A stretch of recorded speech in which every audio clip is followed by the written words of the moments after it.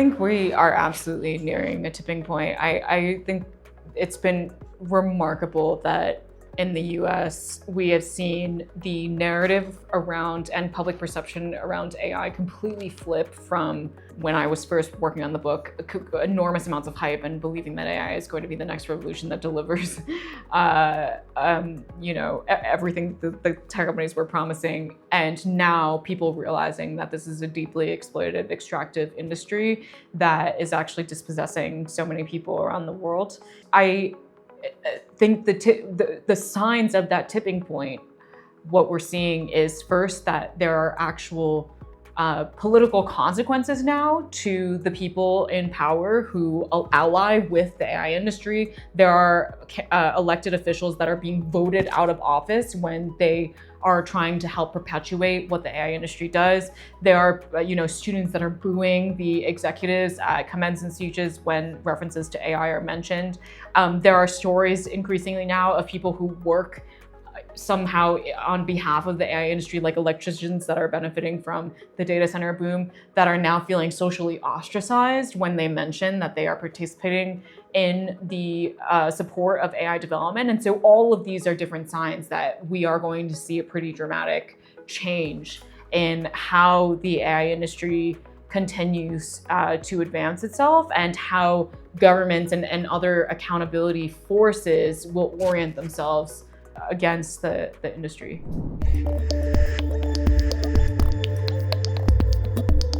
I think there have been a couple reasons why these impacts have become more visible.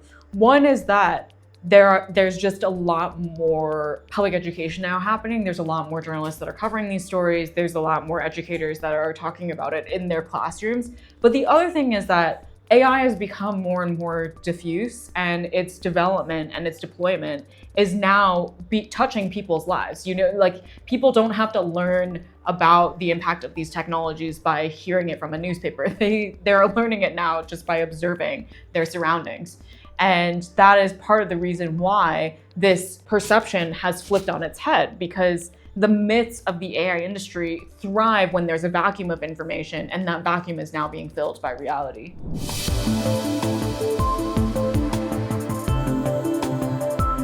I think the first thing is that journalists need to continue doing what we've always done when there have been powerful forces, which is to hold that power to account. And that involves investing in more investigative journalism, in showing the ways that money flows through the system, the ways that ideologies fuel the expansion of these industries, and the ways that the industry aligns with all the different other power centers in society. That includes the media itself. And the other thing that we need to do as journalists is be very clear-eyed about what our relationship with these technologies and with these companies actually is. As journalists, we are defenders of democracy. We should never participate in anything that undermines democracy. That would undermine also our very purpose as the fourth estate. And so this is one of the reasons why I think that media companies absolutely should not be partnering with these companies, because in partnering and giving them content to produce the next generation of their models, in partnering to use their technologies, which then entrenches their tentacles within our ability to operate and our ability to do our work, we perpetuate the empire further. We vote for their and enable their continued exploitation and extraction. We undermine our own independence in being able to counter when they are abusing their power. And so for journalists that are not, media executives, that part of what I think we need to do then is also consider organizing as workers within the media industry to hold our own executives accountable to avoid striking these deals. And simultaneously, there's then the question of, okay, but as journalists, we can benefit from AI technologies. So how do we benefit from it without supporting the empire's expansion? And that then involves investing in more types of AI models that are alternatives to what the empires offer. That includes open source models, that includes more specialized AI models that have nothing to do with large scale generative chatbots. And in all of these different ways, through covering the industry to hold it accountable, through holding our own executives accountable, pulling away from this kind of partnership model and investing in our specialized AI models that are by and for journalists, I think we can effectively get benefit from this technology while also not ceding our own demise as well as democracy's weakening.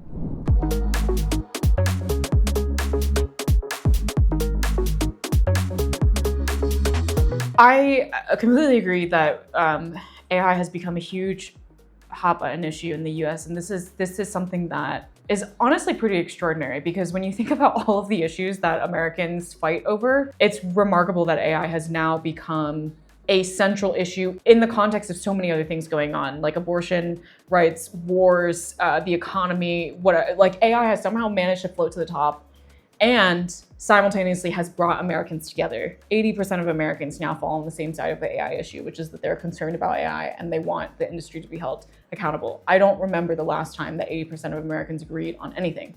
I think that this will come to pass for other countries as well, if those countries do not heed what's happening in the US as a warning. So like in Brazil, in the European Union, in other places, if policymakers do not take seriously the threat that the industry has on the quality of life for everyday people, on their future economic opportunities, on the critical thinking of the next generation, they will also see a turning point within the public against them. They will be voted out of office. They will be held accountable in the same way for not actually reflecting the will of the people in their policy making. And so I think this is what is happening in the US needs to be taken as a very clear signal that AI has become that important, that people are willing to vote on this issue and are willing to boot out any elected official that is unwilling to actually protect the average person and community's interests when it comes to the way that this industry is cannibalizing the very foundations of a good life.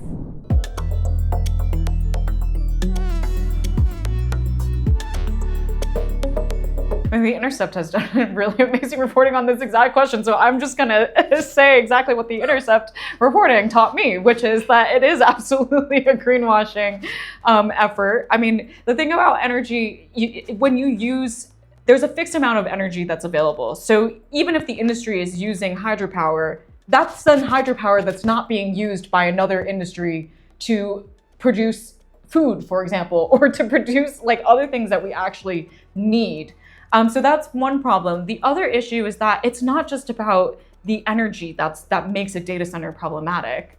There's also Intercept reporting that taught me how the industry is now trying to identify communities that have been hit, devastated by climate crises, by floods, by droughts, to then offer up as like a economic solution to economic salvation for these communities, to then more deeply embed themselves in the harvesting of resources from that community.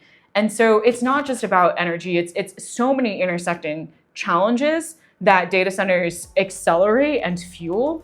And that is something that I think communities and policymakers need to keep front and center, is that there's data centers literally sit at the cross-section of so many different dimensions of the polycrisis, and we need to be really, really clear-eyed about that and what it represents.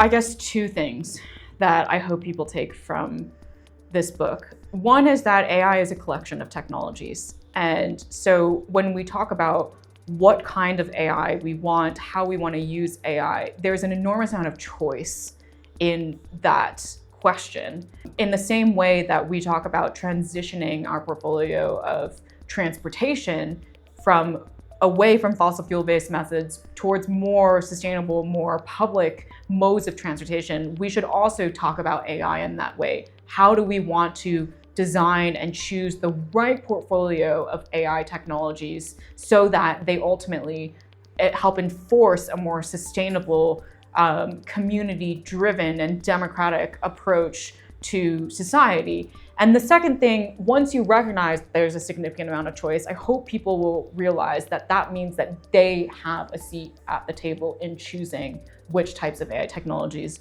we develop and deploy in our future. It does not matter if you work in the tech industry or not, if you are an AI researcher or not, wherever you sit in society, you can partake in shaping the trajectory of this technology's future and therefore our collective future. I did not, the speed at which people have started organizing in grassroots movements to resist the AI industry has been remarkable to me. I did think that there would be resistance to the industry. I did not think that it would happen so quickly, and it would come from so many different pockets of society from all around the world. And that has been really, really beautiful and has given me so much hope. Hi everyone, my name is Karen Hao and I'm the author of Empire of AI, which I am super excited is now available in Brazil from Hoko Publishing. You can get a copy at your favorite bookstore, support local bookstores, and I hope you enjoy it.